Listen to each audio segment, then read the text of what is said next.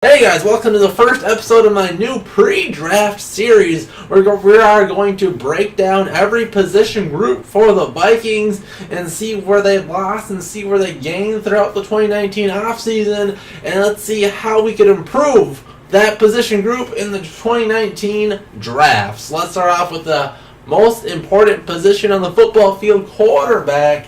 And looking at the Vikings roster in 2018, it was, of course, Kirk Cousins, the guy that we hope will be the guy for the next 10 years, Super Bowl MVP a couple times, maybe regular season MVP, and hopefully we can get half of that, and the Vikings fans will be at least somewhat satisfied with Kirk Cousins. But outside of that, last year, the backup quarterback we traded for a late-round pick for a little one-year rental, Trevor Siemian, and a little bit of an experimental quarterback 3 in Kyle Sloter. So throughout the offseason, backup quarterback Siemian is gone. So currently on the Vikings roster right now, it's just the two bodies, Kirk Cousins, the guy, and Kyle Sloter. Kyle Sloter, we saw in preseason, look phenomenal compared to a very stoic-looking Trevor Siemian. Siemian was a starter in his time in Denver, and I think that's what the Vikings liked about him. He showed enough starting experience that the Vikings would be confident if he had to come in and play and hopefully win a game for the Vikings. And I think the Vikings also liked Siemian due to his similar ability to Cousins. He doesn't have as strong of an arm and not as accurate, but he's very similar to do a lot of those safe, conservative throws, stuff that Coach Mike Zimmer would like a lot in a quarterback. So, with two quarterbacks on the roster, Sloter, I think is good enough to be a backup quarterback, and I do not think it is necessary to have three quarterbacks on the roster, despite that being what the Vikings have been doing basically as long as I've been watching them. So, for the question of the day, do you guys think it's worth keeping three quarterbacks on the roster? That'll be in the icon in the top right. Answer that, and we'll see what the community says. But let's look into the draft. So I do not think quarterback is in need whatsoever. So my rating out of 10, just 1 out of 10. Basically, can't buy a battle for to win a roster spot in general, maybe even make a quarterback 3, or maybe be quarterback 2, or even a training, or making the practice squad.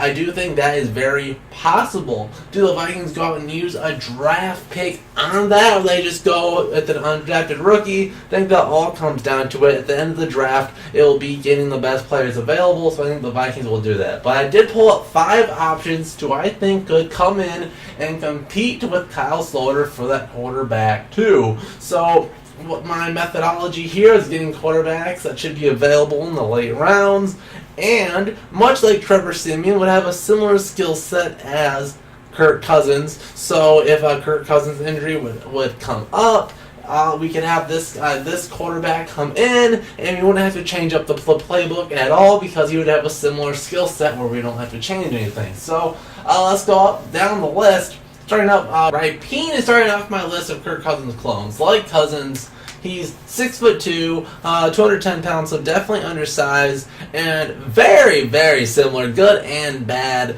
like Cousins. He's an under-center type quarterback, can get into a very good rhythm, and can connect with his receivers, but also, yeah, he's kind of a statue in the pocket. He doesn't have that mobility. He can get tackled by arm tackles very easily, and he has a fumbling issue.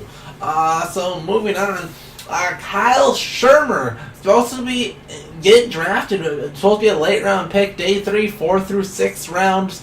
So a guy will probably have to slide a draft pick for. And yes, if his last name sounds familiar, he is the son of former Vikings offensive coordinator Pat Shermer. That is his strength. He is the son of Pat, and it definitely shows up on game day. Very, very high football IQ, can diagnose defenses very well, especially for a late round quarterback.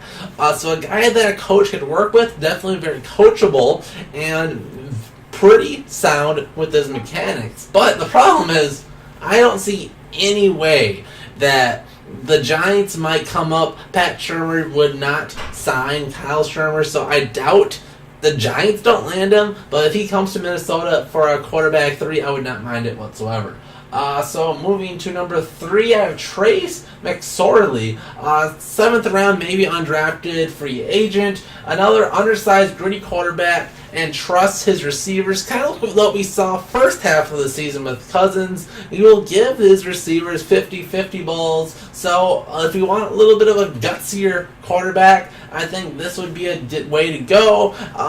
But we see Zimmer really liking the more of the conservative kind, so I think this is maybe the most unlikely of these 5. Will be a good change of pace. Number 4, Gardner Minshew. Could go as early as the 6th round, but also, who knows, could go undrafted as well. And 6 foot, right? He's like Brett Ripien, but he's a much better leader. So I think that goes for him. He's been on the field as a very vocal leader, so something you want for your quarterback and lead people. So you could see, well, maybe it's like Cousins. He can make those short, easy throws and get into a rhythm, but he also has a little bit of that Case Keenum factor where the guys will gather around him. And then number 5, hey, a local, Easton Stick, a local from NDSU, North Dakota. He'll probably get drafted in day 3.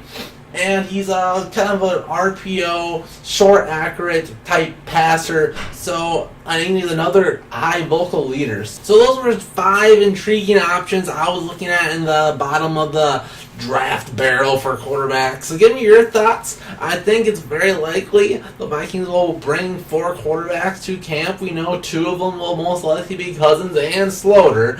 So filling out those bottom 2 for at least camp bodies throughout training camp. And will most likely bring another one on the team, whether it's on the 53-man roster or the practice squad. So give me your thoughts in the comments, and stay tuned. Tomorrow we'll be doing running back. See you guys then.